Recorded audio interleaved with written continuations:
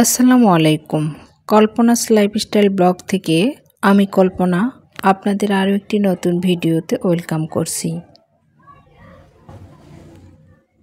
কাছে দূরে যে যেখান থেকে আমার আজকের ভিডিওটি দেখছেন, আশা রাখছি আল্লাহর রহমতে সবাই ভালো আছেন, সুস্থ আছেন।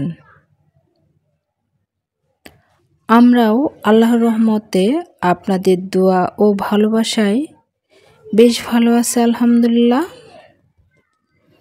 তো আরেকটি নতুন ভিডিও নিয়ে আপনাদের মাঝে আসলাম। আশা করি ভিডিওটি আপনাদের ভালো লাগবে। আর প্রথমে আপনাদের কাছে ছোট্ট একটা রিকোয়েস্ট করে নিচ্ছি, প্লিজ ভিডিওতে একটি লাইক দিয়ে ভিডিওটি কন্টিনিউ করবেন। আপনাদের একটি লাইকই এই ভিডিওটি আর অনেকের কাছে পৌঁছাতে সাহায্য করবে। আপনাদের একটি লাইক দিলে কিন্তু কোনো ক্ষতি হবে না, কিন্তু আমার অনেক লাভ হবে। সো একটা লাইক দিয়ে ভিডিওটি কন্টিনিউ করবেন। আর যদি ভিডিওটি দেখতে দেখতে খুব বেশি ভালো লেগে যায়, প্লিজ চ্যানেলটি সাবস্ক্রাইব করে দেবেন এবং পাশে থাকা বেল বাটনটি বাজিয়ে দেবেন। এতে করে আমি নতুন কোনো ভিডিও ছাড়ার সাথে সাথে নোটিফিকেশন আপনার মোবাইলে চলে যাবে। আর যারা কাজটি অলরেডি করেছেন তাদেরকে অসংখ্য অসংখ্য ধন্যবাদ। ক্লিনিংয়ের কাজটি কিন্তু আমাদের প্রতিদিনই করতে হয়, কিন্তু মাঝে মাঝে একটু ডিপ ক্লিন করে নিতে হয়। তো আজকে আমি আমার রান্নাঘরটা একটু ডিপ ক্লিন করে নেব। তো আমাদের রান্না বান্না সব কমপ্লিট, খাওয়া দাওয়া হয়ে গেছে। তো এখন ভাবলাম যে একটু রান্নাঘরটা ক্লিন করে নেই। তো আমাদের বাসায় মেহমান আসবে, আমার শ্বশুর শাশুড়ি আসবে। তো ভাবলাম যে এর আগেই কিছু কাজ গুছিয়ে নেই, কারণ কোনো মেহমান যদি বাসায় আসে তারপর কিন্তু এগুলো বাড়তি কাজ করতে একদমই মন চায় না, এবং কি বাড়তি কাজগুলো করতেও কিন্তু ভালো দেখায় না। তো আমি ভাবলাম যে এই ডিপ ক্লিনিংয়ের কাজটা একটু করে রাখি। যদিও রান্নাঘরটা কিন্তু প্রতিদিনই ক্লিন করতে হয়, তবুও মাঝে মাঝে একটু ডিপ ক্লিন করে নিতে হয়, কারণ রান্না বান্না করার সময় যে তেল কাস্টে এগুলো কিন্তু রান্নাঘরের জিনিসপাতির উপর অতিমাত্রায় প্রলেপ পড়ে যায়। তো রান্নাঘরের কাজের মধ্যে, ক্লিন করার মধ্যে সবচেয়ে কঠিন কাজ হচ্ছে রান্নাঘরের যে জানালাটা সেটা পরিষ্কার করা। আর এই জানালাটা আমি প্রায় 15 দিন বা 1 মাস পর পর পরিষ্কার করি, তবুও কিন্তু প্রচুর ময়লা জমে। তো দেখেন এই যে জানালার যে এই ফ্রেমগুলা, এগুলোতে কিন্তু একদম তেল কাস্টের আঠালো প্রলেপ পড়ে যায়। তো আমি কিন্তু ঘরের তৈরি জিনিস দিয়েই এই তেল কাস্টগুলো উঠিয়ে ফেলি। তো আমি একটা ভিডিওতে শেয়ারও করেছিলাম, তবুও আপনাদের বলে দিচ্ছি, লেবুর রস অথবা ভিনেগার যেটাই থাকুক না কেন, এর সাথে যদি খাবার সোডা মিক্সড করে একটু স্প্রে করা হয়, তারপর কিছুক্ষণ পরে একটু ঘষা দিলেই কিন্তু তেল কাস্টেগুলো উঠে যায়। তো আমি এখানে লেবুর রস আর খাবার সোডা মিশ্রণটি একটু স্প্রে করে নিয়েছিলাম রান্নাঘরের যে ফ্রেমগুলা, তারপরে গ্রিলের মধ্যে একটু স্প্রে করে দিয়েছিলাম।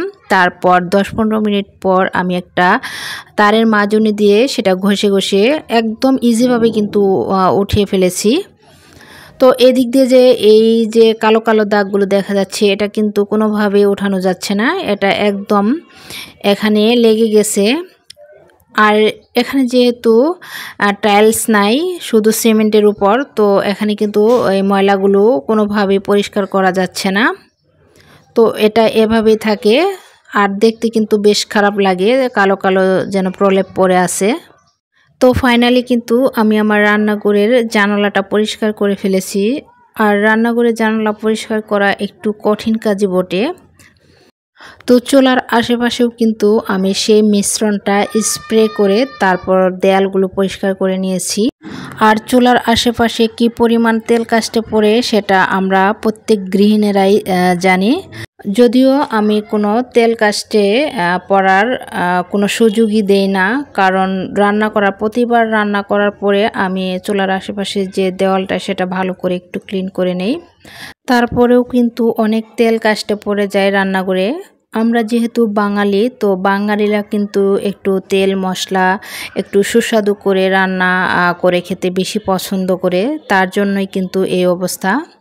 তো যাই হোক, আমি চুলার এক পাশটা ভালো করে ক্লিন করে নিয়েছি এবং চুলার উপরেই কিন্তু আমার রান্নাঘরের জানালাটা। তো চুলার উপরে থাকার কারণেই কিন্তু আমার জানালাটা অনেক বেশি নোংরা হয়ে যায়। তো জানালাটা আমি পরিষ্কার করে নিয়েছি, এখন অপর পাশটা আমি পরিষ্কার করে নেব। ওই যে মিশ্রণটির কথা বললাম সেটাই শেষ হয়ে গেছে, তো আমি আরেকটু মিশিয়ে নিচ্ছি। তো এখানে আমি যে রান্নাঘরের রেকগুলো সেটা কিন্তু এগুলো দিয়ে পরিষ্কার করব। তো এই রেকগুলো যেহেতু স্টিল অথবা লোহার, তাই আমি এগুলো পানি দিয়ে পরিষ্কার করতে চাচ্ছি না। তাই এই মিশ্রণটি দিয়ে একটা ছোট কাপড় ভিজিয়ে মানে সেই মিশ্রণটির মধ্যে ভিজে তারপর আলতো করে ঘষে ঘষে নিচ্ছি। তো এই রেকগুলোর মধ্যে কিন্তু অজানা অনেক ময়লা পড়ে গেছে, হয়তোবা ক্যামেরায় দেখা যাচ্ছে না, কিন্তু বাস্তবে কিন্তু আমার চোখে ঠিকই ধরা পড়েছে। তো খুব আস্তে আস্তে খুঁটিয়ে খুঁটিয়ে আমি পরিষ্কার করে নিচ্ছি। এগুলো কিন্তু প্রতিনিয়তই পরিষ্কার করা হয়, কিন্তু এভাবে করে আসলে তো প্রতিদিন পরিষ্কার করা যায় না। তো মাঝে মাঝে এভাবে করে একটু ডিপ ক্লিন করে নেই। তো এই মিশ্রণটি দিয়ে দেখেন কতটা সুন্দর পরিষ্কার হচ্ছে, শুধু একটু মানে আলতো করে ডলা দিলেই ময়লাগুলো উঠে যাচ্ছে। যেহেতু সাদা কালার, তো আমি কিন্তু খুব ভালোভাবে ময়লাগুলো দেখতে পাচ্ছি এবং খুঁটিয়ে খুঁটিয়ে পরিষ্কার করে নিচ্ছি।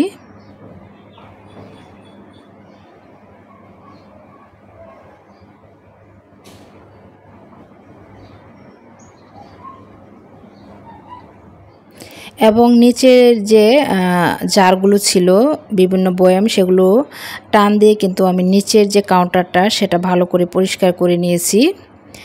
এখন এই যে ব্ল্যাক কালার যে রেকটা সেটা আমিও এই মিশ্রণটি দিয়েই কিন্তু পরিষ্কার করে নিচ্ছি। আর এখানে কিন্তু আমি কোনো প্রকার পানি ইউজ করিনি, জাস্ট শুধু এই টুকরো কাপড়টা ভিজিয়ে তারপর মুছে নিচ্ছি এবং পরে আবার একটা শুকনো কাপড়ের সাহায্যে সেই ভেজা ভাবটা একটু মুছে নিচ্ছি, এতেই কিন্তু হয়ে যাচ্ছে। তো আমার পরিষ্কার করা শেষ। এই যে প্লাস্টিকের আরএফএলের যে রেকগুলো, এগুলো কিন্তু আমি পানি দিয়েই সুন্দর করে পরিষ্কার করে নিয়েছি। এটা যেহেতু প্লাস্টিকের, সো পানি দিয়ে পরিষ্কার করলে কিন্তু কোনো সমস্যা হবে না। আর এখানে প্লেট রাখা রেকটাও আমি পরিষ্কার করে তারপর শুকিয়ে এখন সব প্লেট চামচ রেখে দিচ্ছি।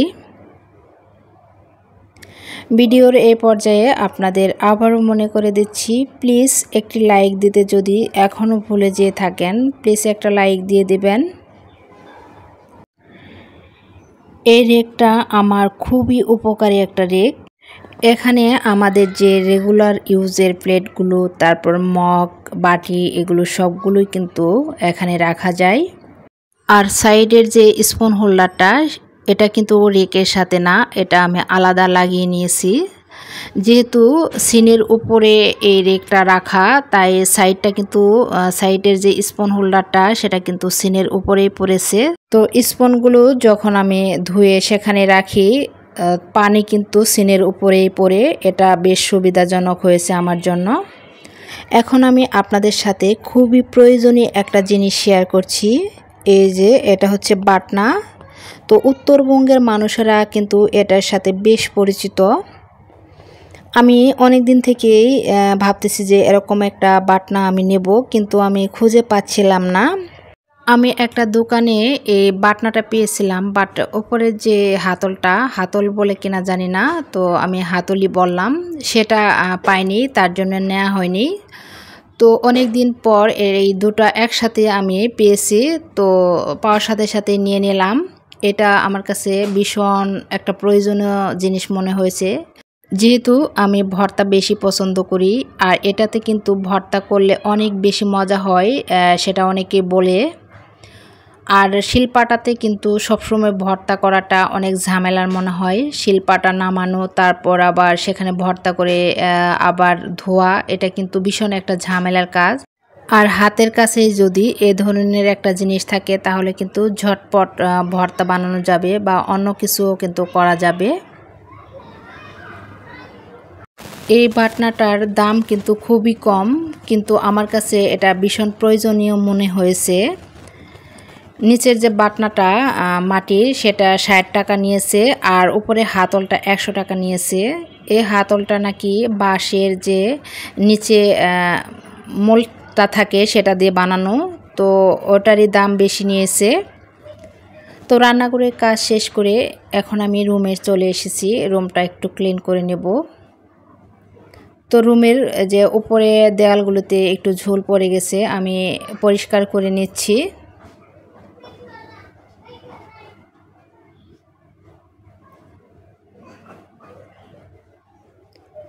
আর এখন জানালার পর্দাগুলো আমি খুলে নিচ্ছি, পর্দাগুলো ধুয়ে দেব। সেই সাথে আজকের ভিডিওটি আমি এখানেই শেষ করব। দেখা হবে অন্য কোনো ভিডিওতে। সেই পর্যন্ত সবাই ভালো থাকবেন, সুস্থ থাকবেন। আল্লাহ হাফেজ। আসসালামু আলাইকুম।